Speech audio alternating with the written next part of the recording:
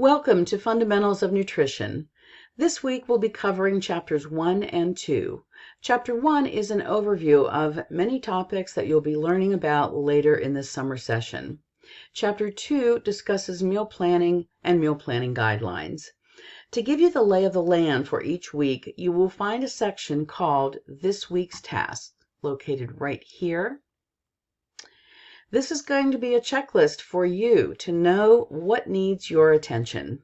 For instance, chapter PowerPoints are included, the reading assignment, videos that support weekly content, a weekly folder at the bottom of this particular web page includes all the assignments for the week, but they are highlighted right here in this week's tasks. And then, of course, you'll see details if there are any quizzes or exams. Mrs. Wilson provides narration on some of the PowerPoints to reinforce concepts provided. So be sure to turn up the volume on your speakers so you can hear those details. Since this is a condensed 10-week summer session, some weeks cover 2 chapters. Do pay attention to all of the due dates and also the quiz exam windows. Just a few more details on Chapter 1. The content explores the scientific method and nutrition misinformation.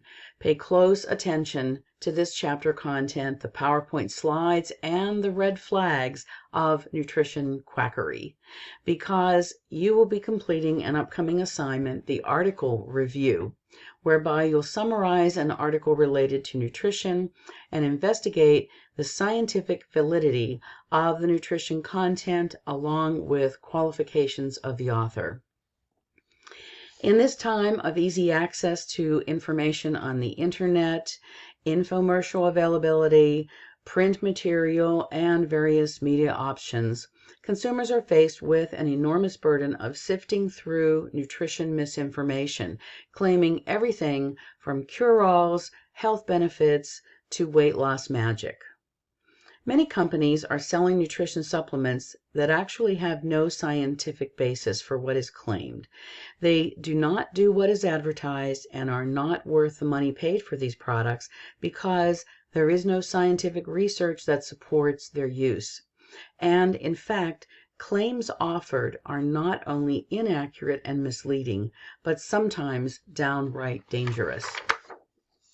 Unfortunately, the FDA only loosely regulates these products and only steps in when there are repeated illness or deaths related to them.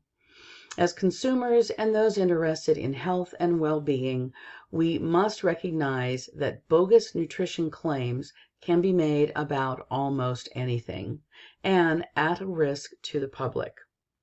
This is a big problem because the supplement industry is a multi-million-dollar business that, for the most part, people are spending their hard-earned money on for items that may not be much more than a sugar pill, and in some cases, paying for products that can be harmful to their health. Just to review for this week, read chapters 1 and 2, plus review the PowerPoints. You've got quizzes for chapters 1 and 2 to take as well by Saturday night. There are 4 MindTap assignments also due by Saturday night, so you must enroll in our MindTap course. See the details on the Start tab, and then pursue those MindTap assignments. These are often snippets of chapter content followed by a few questions that will help anchor weekly information for you. There are 2 MindTap assignments this week, and again, I'm sorry, let me restate that. There are 2 MindTap assignments for each chapter this week. And again, I encourage you to tend to MindTap enrollment right away so that you don't fall behind in this fast-moving summer course.